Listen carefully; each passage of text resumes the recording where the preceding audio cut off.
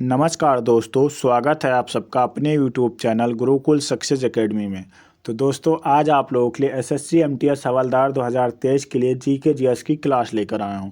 यह class SSC MTS हवलदार 2023 के लिए बहुत ही महत्वपूर्ण होने वाली है। तो दोस्तों, इसी प्रकार से डेली क्लासेस पाने के लिए चैनल को सब्सक्राइब कर लो और बेल आइकन को प्रेस कर दो। तो दोस्तों, वीडियो शुरू करते हैं।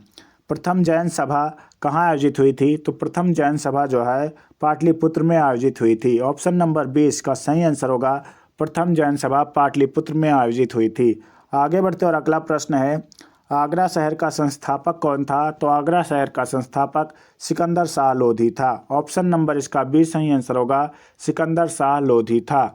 आगे बढ़ते और अगला प्रश्न है, निम्नलिखित में से किसे प्राकृतिक का सुरक्षा वाल कहा जाता है?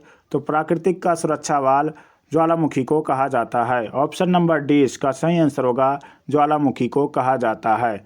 आगे बढ़ते और अगला प्रश्न है, पृथ्वी सूर्य के सर्वाधिक निकट कब होती है? तो पृथ्वी सूर्य के सर्वाधिक निकट 3 जनवरी को होती है।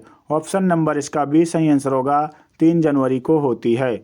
आगे बढ़ते और अगला प्रश्न है, संविधान में संशोधन की पहल की जा सकती है? तो संविधान में संशोधन की पहल संसद के किसी एक सदन में की जा सकती है। ऑप्शन नंबर डी इसका सही आंसर होगा संसद के किसी एक सदन में की जा सकती है। आगे बढ़ते और अगला प्रश्न है, राज्य में राष्ट्रपति शासन से तात्पर्य राज्य में किसके शासन से है? तो राज्य के राज्यपाल से है। ऑप्शन नंबर इसका सी सही आंसर होगा राज्य के राज्यपाल के शासन से है। आगे बढ़ते और अगला प्रश्न है, भारत के किस राज्य या केंद्र शासित प्रदेश में उर्दू को प्रथम राजभाषा का दर्जा प्रदान किया गया है? तो उर्दू को प्रथम राजभाषा का दर्जा जम्मू कश्मीर में प्रदान किया गया है। ऑप्शन नंबर सी इसका सही आंसर होगा जम्मू कश्मीर में प्रदान किया गया है। आगे बढ़ते और अगला प्रश्न है, पंचायती राज विषय है। तो पंचायती राज विषय जो है वो राज्य सूची का है। ऑप्शन नंबर इसका सी सही आंसर होगा राज्य सूची का है। आगे बढ़ते हैं और अगला प्रश्न देखते हैं। अगला प्रश्न है, सरकारिया आयोग का संबंध किससे है? तो सरकारिया आयोग का संबंध केंद्र राज्य संबंधों से है। ऑप्शन नंबर सी इसका सही आंसर होगा केंद्र राज्य संबंधों से है। आगे बढ़ते और अगला प्रश्न है, राष्ट्रीय मानव अधिकार आयोग की स्थापना कब हुई थी? तो राष्ट्रीय मानव अधिकार आयोग की स्थापना 1993 ईस्वी में हुई थी। ऑप्शन नंबर इसका सी सही आंसर होगा। आगे बढ़ते और अगला प्रश्न है, ऐसी अर्थव्यवस्था को क्या कहते हैं? ऐसी अर्थव्यवस्था को क्या कहते हैं जिसका शेष विश्व से कोई संबंध नहीं होता है? तो ऐसी अर्थव्यवस्था को बंद अर्थव्यवस्था कहते हैं। ऑप्शन नंबर इसका बी सही आंसर होगा बंद अर्थव्यवस्था कहते हैं। आगे बढ़ते और अगला प्रश्न है, पंचायती राज व्यवस्था अपनाई गई थी। तो पंचायती राज व्यवस्था लोकतंत्र की शक्तियों के विकेंद्रीकरण के लिए अपनाई गई थी। ऑप्शन नंबर इसका बी सही आंसर होगा लोकतंत्र की शक्तियों के विकेंद्रीकरण के लिए पंचायती राज व्यवस्था अपनाई गई है। आगे बढ़ते और अगला प्रश्न देखते हैं, बुलंद दरवाज़ा किसके उपलक्ष्य में बनवाया गया था? तो बुलंद दरवाज़ा जो है विजय स्मृति के उपलक्ष्य में बनवाया गया था। ऑप्शन नंबर सी इसका सही आंसर होगा विजय स्मृति के उपलक्ष्य में बनवाया गया था। आगे बढ़ते और अगला प्रश्न है, विश्व के शीत मरुस्थलों को किस अन्य नाम से जाना जाता है? तो विश्व के शीत मरुस्थलों को हिमछादित क्षेत्रों के नाम से जाना जाता है। ऑप्शन नंबर इसका सी सही आंसर होगा हिमछादित क्षेत्रों के नाम से जाना जाता है। आगे बढ़ते और अगला प्रश्न है, संरचनात्मक बेरोजगारी का क्या कारण है? तो संरचनात्मक बेरोजगारी का कारण है अपर्याप्त उत्पादन क्षमता। ऑप्शन नंबर सी इसका सही आंसर होगा अपर्याप्त उत्पादन क्षमता। आगे बढ़ते और अगला प्रश्न है, भारत के पंचायती राज व्यवस्था का वास्तुकार किसे माना जाता है? तो बी.आर. मेहता को माना जाता है। ऑप्शन नंबर इसका ए सही आंसर होगा पंचायती राज व्यवस्था का वास्तुकार बी.आर. मेहता को माना जाता है। क्षेत्रफल की दृष्टि से भारत का सबसे बड़ा राज्य कौन सा है? तो क्षेत्रफल की दृष्टि से भारत का सबसे बड़ा राज्य राजस्थान है। ऑप्शन नंबर 20 का सही आंसर होगा राजस्थान है। आगे बढ़ते और अगला प्रश्न है, भूमध्य सागरीय जलवायु निम्नलिखित में से किस फसल की कृषि के लिए सर्वाधिक उपयुक्त है? तो गेहूं के लिए। ऑप्शन नंबर इसका बी सही आंसर होगा गेहूं की फसल की कृषि के लिए सर्वाधिक उपयुक्त है। आगे बढ़ते और अगला प्रश्न है, महात्मा गांधी ने भारतीय राष्ट्रीय कांग्रेस की अध्यक्षता कब की थी? तो महात्मा गांधी ने भारतीय राष्ट्रीय कांग्रेस की अध्यक्षता 1924 ईस्वी में की थी। ऑप्शन नंबर इसका ए सही आंसर होगा 1924 ईस्वी में की थी। आगे बढ़ते और अगला प्रश्न है, स्वामी दयानंद सरस्वती का मूल नाम क्या है? तो स्वामी दयानंद सरस्वती का मूल नाम मूल शंकर है। ऑप्शन नंबर इसका सी सही आंसर होगा मूल शंकर है। आगे बढ़ते और अगला प्रश्न है, बांदीपुर नेशनल पार्क कहाँ पर स्थित है? तो बांदीपुर नेशनल पार्क जो है वो कर्नाटक राज्य में स्थित है। ऑप्शन नंबर इसका डी सही आंसर होगा, कर्नाटक राज्य में स्थित है। आगे बढ़ते और अगला प्रश्न है, मानव द्वारा भेजे गए उपग्रह कहाँ स्थापित होते हैं? तो मानव द्वारा भेजे गए उपग्रह जो है वो थर्मोस्फीयर में स्थापित होते हैं। ऑप्शन नंबर डी इसका सही आंसर होगा, थर्मोस्फीयर में स्थापित होते हैं। आगे बढ़ते और अगला प्रश्न है, किस राज्य की सीमा बांग्लादेश से नहीं लगती है? तो मणिपुर राज्य की सीमा जो है वो बांग्लादेश से नहीं लगती है। ऑप्शन नंबर सी इसका सही आंसर होगा, बांग्लादेश से मणिपुर राज्य की सीमा नहीं लगती है। आगे बढ़ते और अगला प्रश्न है, तो भारत का कौन सा राज्य है जो 3 देशों से सीमा बनाता है? सिक्किम है। ऑप्शन नंबर बी इसका सही आंसर होगा, सिक्किम है। भूटान, नेपाल और चीन से सीमा बनाता है। अगला प्रश्न है, प्रथम बौद्ध संगति कहाँ पर हुई थी? तो प्रथम बौद्ध संगति जो है राजगृह में हुई थी। ऑप्शन नंबर बी इसका सही आंसर होगा, राजगृह में हुई थी। आगे बढ़ते और अगला प्रश्न है, कांग्रेस का प्रथम विभाजन कब हुआ था? तो कांग्रेस का प्रथम विभाजन बंगाल विभाजन के बाद हुआ था। ऑप्शन नंबर बी इसका सही आंसर होगा, बंगाल विभाजन 1906 ईस्वी में हुआ था और इसका जो है कांग्रेस का प्रथम विभाजन जो हुआ था 1907 ईस्वी में हुआ था। आगे बढ़ते और अगला प्रश्न देखते हैं, भारत छोड़ो आंदोलन कब शुरू हुआ था? तो भारत छोड़ो आंदोलन अगस्त 1942 में शुरू हुआ था। ऑप्शन नंबर सी इसका सही आंसर होगा, अगस्त 1942 में भारत छोड़ो आंदोलन शुरू हुआ था। आगे बढ़ते और अगला प्रश्न है, काली और तीस्ता नदियों के बीच कौन सा हिमालय पाया जाता है? तो काली और तीस्ता नदियों के बीच नेपाल हिमालय पाया जाता है। ऑप्शन नंबर इसका बी सही आंसर होगा, नेपाल हिमालय पाया जाता है।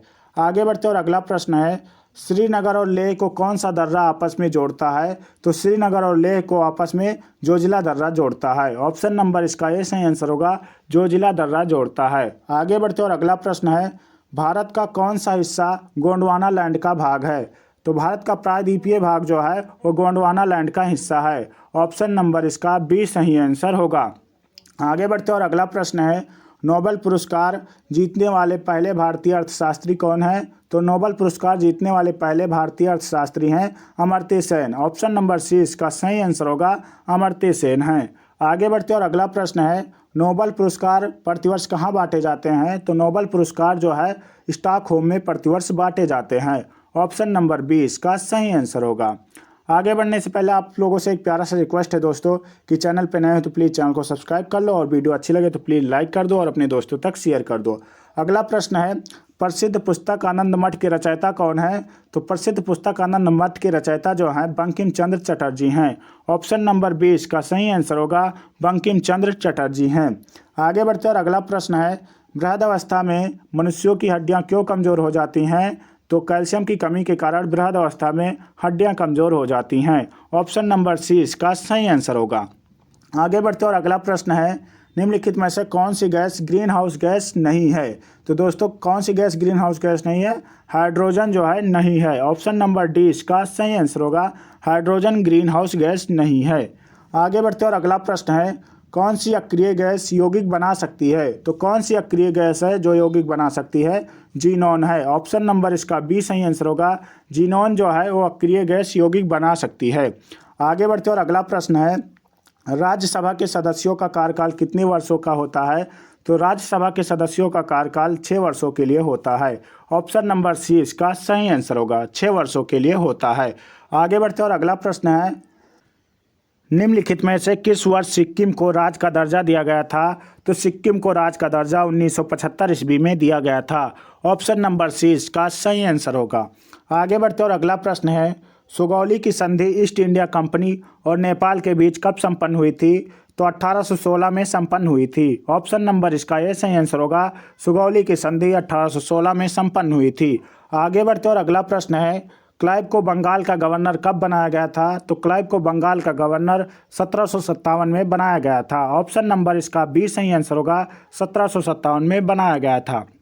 आगे बढ़ते और अगला प्रश्न है, राजा रणजीत सिंह ने किस स्थान पर अधिकार करने के बाद महाराजा की उपाधि धारण की थी? तो लाहौर पर अधिकार करने के बाद महाराजा की उपाधि धारण की थी। ऑप्शन नंबर इसका ए सही आंसर होगा, महाराजा की उपाधि लाहौर पर अधिकार करने के बाद धारण की थी। अगला प्रश्न है, रैयतवाड़ी व्यवस्था कब लागू की गई थी? तो रैयतवाड़ी व्यवस्था जो है 1820 ईस्वी में लागू की गई थी। ऑप्शन नंबर 20 का सही आंसर होगा। आगे बढ़ते और अगला प्रश्न है, भारत में सबसे पहला सूती वस्त्र मिल किस शहर में स्थापित किया गया? तो पहला सूती वस्त्र मिल जो है वो मुंबई में स्थापित किया गया। ऑप्शन नंबर 20 का सही आंसर होगा, मुंबई में स्थापित किया गया। आगे बढ़ते और अगला प्रश्न है, भारत में प्रथम रेल लाइन किसने बिछवाई थी? तो भारत में प्रथम रेल लाइन जो है लॉर्ड डलहौजी ने बिछवाई थी। ऑप्शन नंबर इसका ए सही आंसर होगा, लॉर्ड डलहौजी ने बिछवाई थी। आगे बढ़ते और अगला प्रश्न है, निम्नलिखित में से लेप्चा जनजाति कि कहाँ पाई जाती है? तो लेप्चा जनजाति जो है वो सिक्किम में पाई जाती है। ऑप्शन नंबर सी इसका सही आंसर होगा, सिक्किम राज्य में पाई जाती है। आगे बढ़ते और अगला प्रश्न है, निम्नलिखित में से कावेरी नदी का उद्गम स्थल कहाँ है? तो कावेरी नदी का उद्गम स्थल जो है ब्रह्मगिरी पहाड़ियों पर है। ऑप्शन नंबर इसका बी सही आंसर होगा, ब्रह्मगिरी पहाड़ियाँ जो है कावेरी नदी का उद्गम स्थल है। आगे बढ़ते और अगला प्रश्न है, किस नदी को बंगाल का शोक कहा जाता है? तो दामोदर नदी को जो है बंगाल का शोक कहा जाता है। ऑप्शन नंबर इसका ये सही आंसर होगा, दामोदर नदी को बंगाल का शोक नदी कहा जाता है।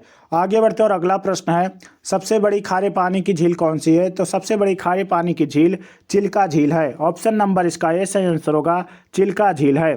आगे बढ़ते और अगला प्रश्न है, अमीर खुसरो किसका समकालीन था? तो अमीर खुसरो जो है अलाउद्दीन खिलजी का समकालीन था। ऑप्शन नंबर इसका ये सही आंसर होगा, अलाउद्दीन खिलजी का समकालीन था।